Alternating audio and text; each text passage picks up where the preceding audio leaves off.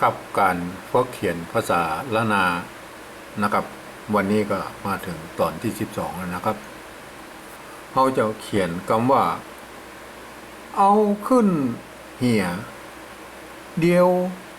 จะเน่าหนอเจ้าเอานะครับเอา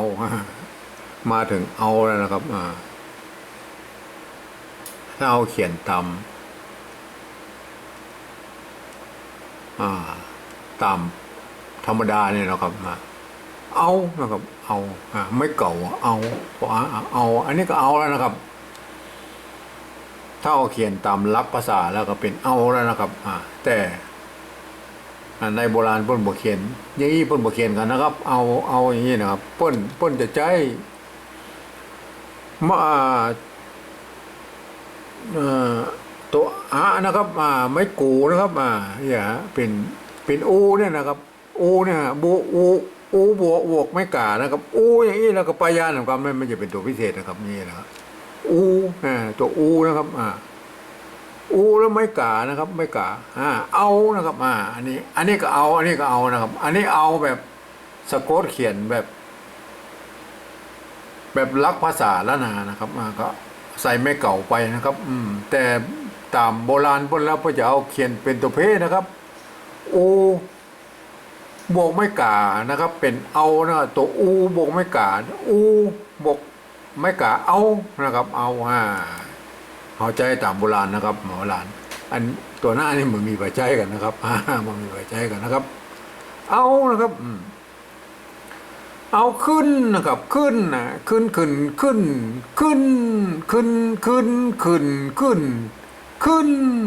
เห็นไหมนับเสียงเอานะครับขึ้นขึ้นนะครับขึ้นเสียงโทพิเศษนะครับเห็นไหมครับท่านจะเขียนแบบผมนี่ท่านจะต้องมีตาราง6เสียงภาษาละนาอยู่ในนี่เสมอนะครับเพราะฉะนั้นท่านจะเขียนบรรทุกนะครับขึ้นเสียงโทพิเศษใช้ตัวอักษรสูงนะครับตัวคะนะครับตัวคะนะครับถ้าตัวคะแล้วครับตัวคะนะครับ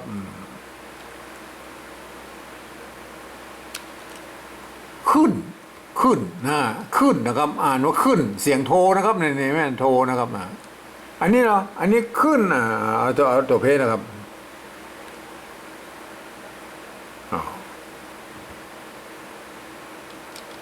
ขึ้นนะครับขึ้นอันนี้มันขึ้นนะครับ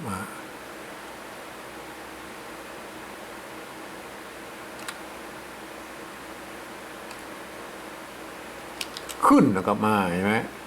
ขึ้นใช่อย่างพวกนั้นนะครับแต่สำเนียงละนาออกเสียงโทพิเศษนะครับขึ้นนะครับไม่ไหมขึ้นจงใจตกขานะครับขึ้นเหียนะครับขึ้นเหียเหียเห็นไหมเหียเสียงจัตวานะครับเสียงจัตวาใจอักษรสูงนะครับมันมีตัวหะกับตัวห้านะครับเห็นไหมท่านจะใจตัวไหนครับเหียนะครับเหียเห็นไหมครับเหียเสียงจัตวาใจตัวอักษรสูงนะครับเห็นไหมครับอักษรสูงเหียนะครับเหีย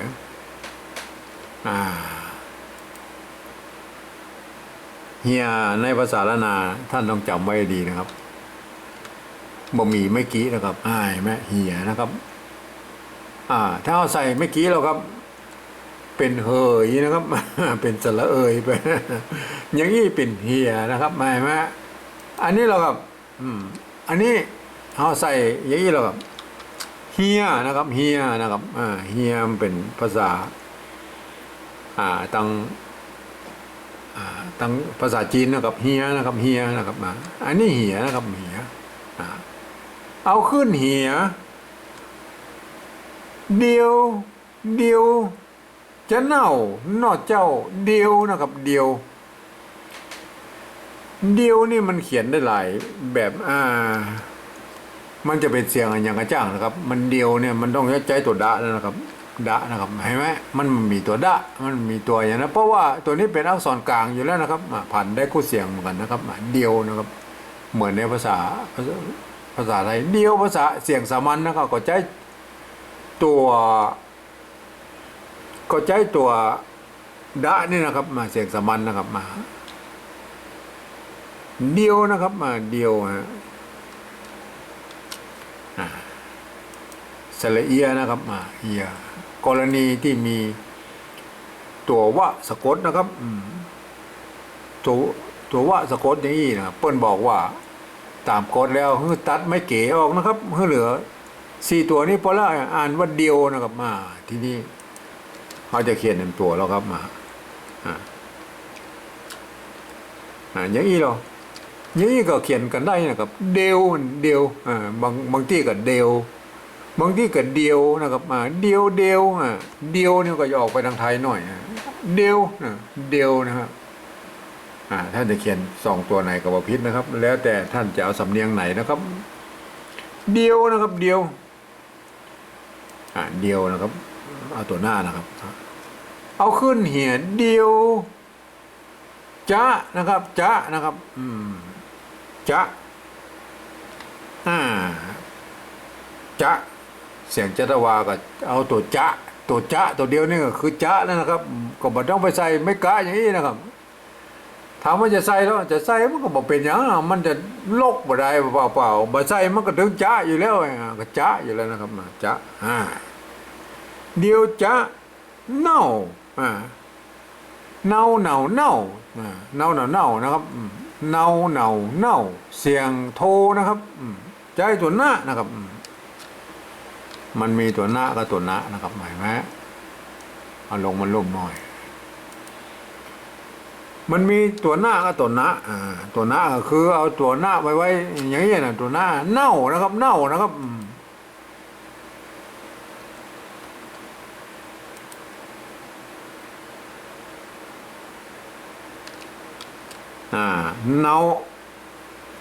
มันต้องมีไม้ซัดเลยนะครับนี่นะครับเน่านะครับเน่าเห็นไหมเน่าถ้าตัวนี้เราครับตัวหลังเราครับ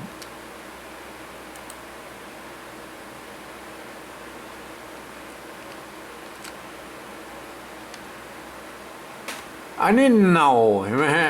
ฮะจะใช้ตัวหนาเห็นไหมอักษรสูงมันเสียงเอกเนี่ยครับเน่านะครับเน่านะครับอันนี้เน่าเห็นไหมเน่านะครับเอาเน่านะครับเน่าก็เอาตัวหน้านะครับตัวหน้านะครับเน่าเดี๋ยวจะเน่านะครับน่อ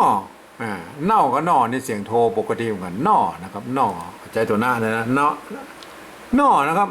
น่อก็ไม่ก่อนะครับไม่ก่อก็จะมีไม่กังมนนี่นะครับแล้วก็มีตัวอากันยอดหนึ่งตัวประกบกันอย่างนี้นะครับไม่คือไม่ก่อนะครับนอนะครับน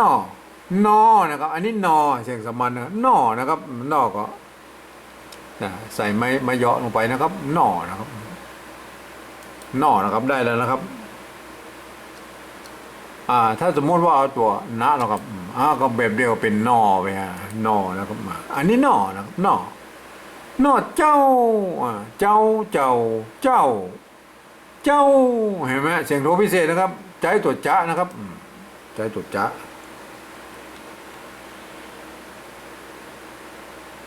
เจ้านะครับเจ้ามันจะต้องมีไม้ซัดไม้แล้วก็ไม้ขอจ้างมาไว้บนนะครับไม้ก่ายไหมฮะสลาวเจ้านะครับถ้าสมมติว่าใจถ้าใจตัวจ้าแล้วครับเจ้าเสียงตีไปเลยเห็นไหมฮะเจ้านะครับเจ้านะครับเจ้า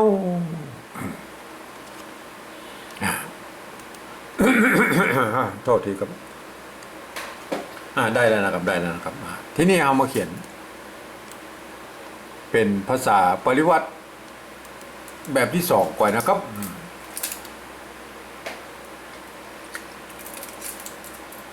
ขอโทษทีครับยังวัดมาหายจักเตื้อครับ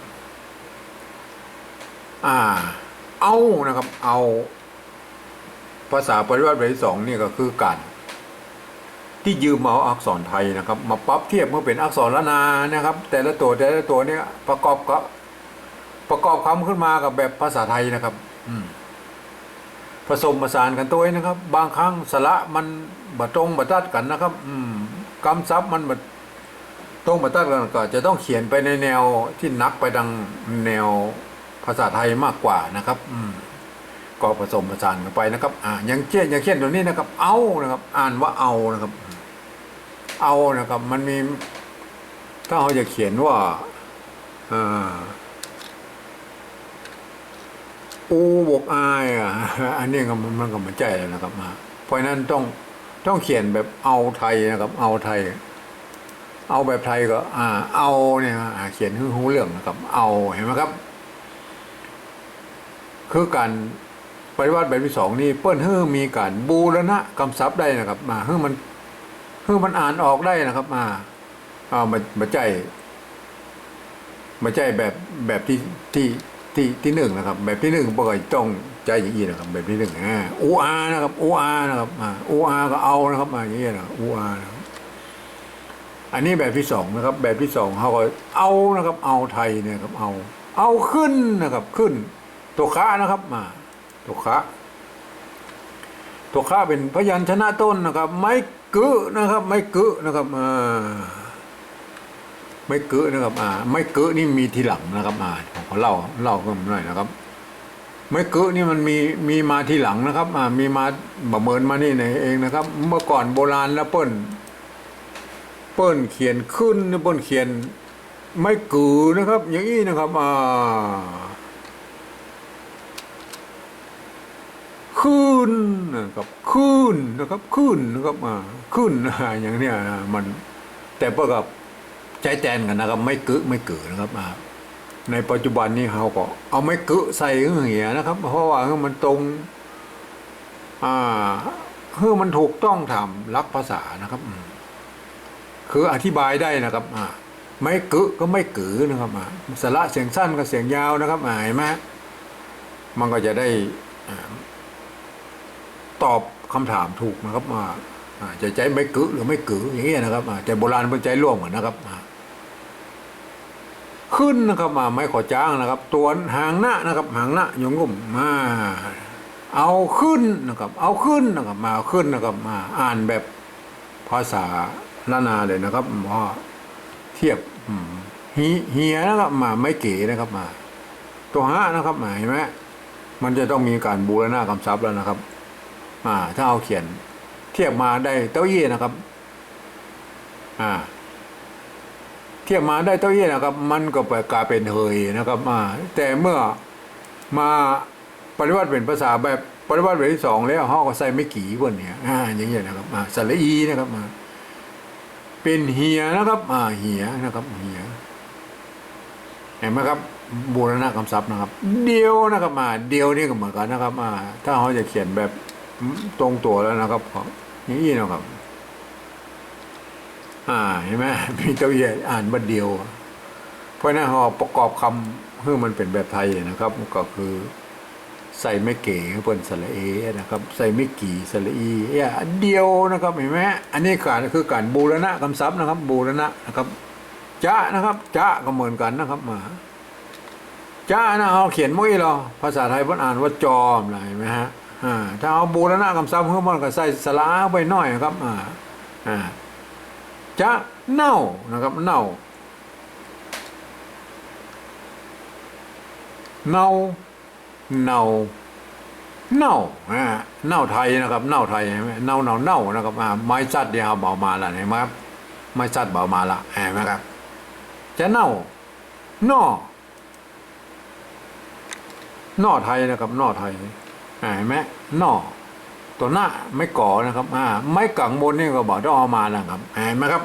แต่ถ้าสมมติเป็นแบบที่หนึ่งไปเอามาตัวนะครับไม่ซัดกับไม่กังบนนี่นะไปเอามากู้ตัวเลยนะครับเพราะนั้นก็ว่ากันไปนะครับ คือแบบที่หนึ่งนี่ไปจะเอาละเอียดนะครับ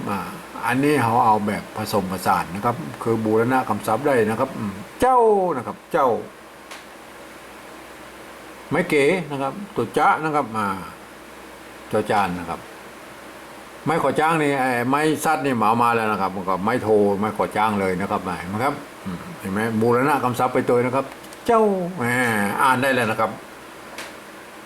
อันนี้คือภาษาปฏิวัติแบบที่สองนะครับ ก็ท่านก็คงจะอ่านว่าเอาขึ้นเหี่ยเดียวจะเน่าหน่อเจ้าเห็นไหมครับ ต้องอ่านแบบภาษาละนานโมนพุ่นกึดเสียว่าไส้ในภาษาปฏิวัติแบบที่สองนี่คือภาษาละนานะครับ คืออักษรละนานะครับตัวอะนะครับ ตัวคะนะครับ ตัวหน้านะครับตัวฮะนะครับ ตัวดะตัวเนี้ยตัวว่าตัวจะนะครับเห็นไหมท่านต้องนึกเสียว่าเป็นภาษาละนานะครับ เพราะนั้นภาษาปฏิวัติแบบสองนี้เอาไว้ให้คนที่เปืนเฮียนภาษาละนามาอ่านเท่านั้นนะครับ ถ้าบ่ใจคนที่ไม่ได้เคยศึกษาภาษาละนามาอ่านจะผิดเพี้ยนสำเนียงไปเลยทันทีนะครับทีนี้เนี่ยอะไรนะครับมันจึงเกิดมาเป็นภาษาปฏิวัติแบบที่สามขึ้นมาเนี่ยนะครับภาษาปฏิวัติแบบที่สามนี่ก็หลักการก็คือ ฟังนะครับ ฟังภาษาละนาทางบนอ่านว่าใดนะครับฟังเงี่ยหูฟังนะรับตายนะครับไม่ต้องไปพอนะครับเสียงภาษาละนาออกมาอย่างไรเอาภาษาไทยสะกดไปอย่างนั้นนะครับ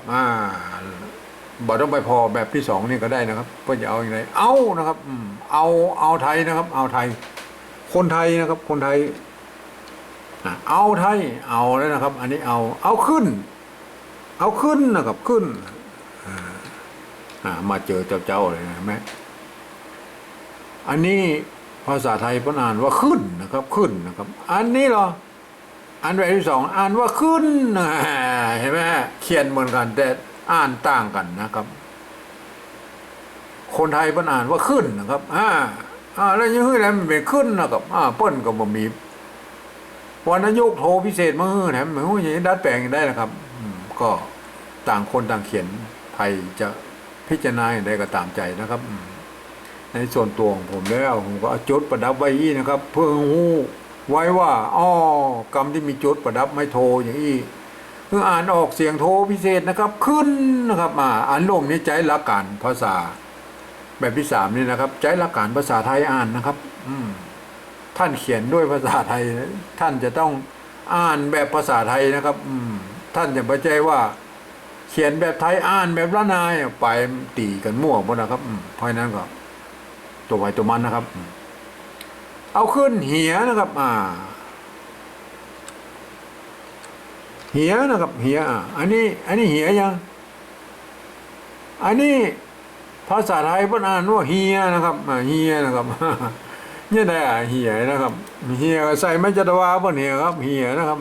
ใส่ไม่จัดวาบ่เนี่ยเหียขึ้นเหียเดียวนะครับเดียว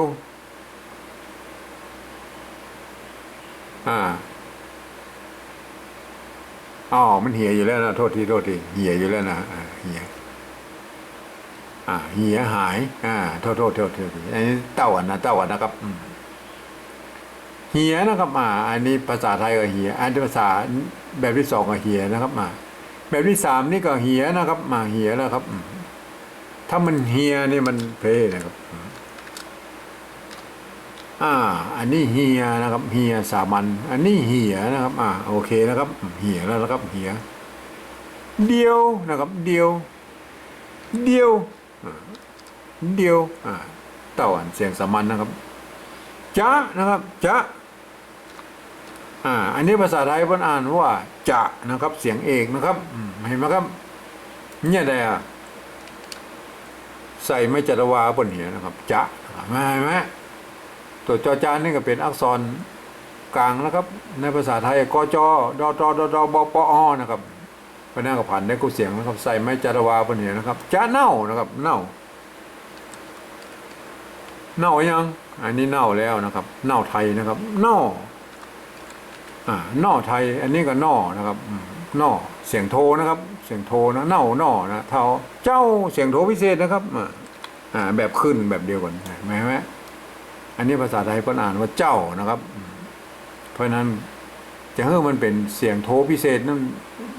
มันมันจะเปิบมาได้นะครับแต่ทางบนนี่เพิ่นแบบปฏิวัติแบบที่สองนี่เพิ่นอ่านเจ้านะครับเสียงโทพิเศษนะครับเพราะอย่างเพราะตัวไหนนี่เป็นตัวจ๊ะนะครับตัวจ๊ะไม้เก่านะครับไม้ขอจ้างนะครับเจ้าเห็นไหมออกเสียงโทพิเศษอารมณ์นี้เราอารมณ์นี่เป็นตัวจอจานนะครับสระเอานะครับไม่โทนะครับเจ้าเห็นไหมอ่านผิดกันแล้วมาได้คนละเรื่องแล้วนะครับผมก็จุดประดับไว้นะครับในส่วนตัวนะครับ เห็นไหมครับ ถ้ามีจุดประดับไม่โทนี่อ่านออกเสียงโทพิเศษนะครับถ้าสมมติว่ามันมีตัวละนาทางบนนี่นะครับมีกระเต้าเอี้ยนะครับ ก็จะให้คนทั่วไปได้อ่านได้นะครับ จะเป็นฝรั่งมังค่าคนไทย คนอาเซียนคนที่ไหนก็จะในโลกมานี่นะครับ อ่านโดยใจหลักการภาษาไทยอ่านทุกประการนะครับ ยกเว้นนะครับ ยกเว้นกรรมที่มีจุดประกอบไม่โทนี่อ่านออกเสียงโทพิเศษนะครับกากากากาเสียงโทพิเศษกากาเห็นไหมต้องออกเสียงโทพิเศษนะครับตัวยอยักษ์นะครับยอยักษ์โดดๆอ่านเป็นตัวยอนะครับยอยักษ์เมืองละนานะครับยอยักษ์นะครับยอนะครับถ้าเป็นตัวอยอ่านออกเป็นเสียงยอยักษ์ไทยนะครับอยู่อย่างเงี้ยนะครับแล้ว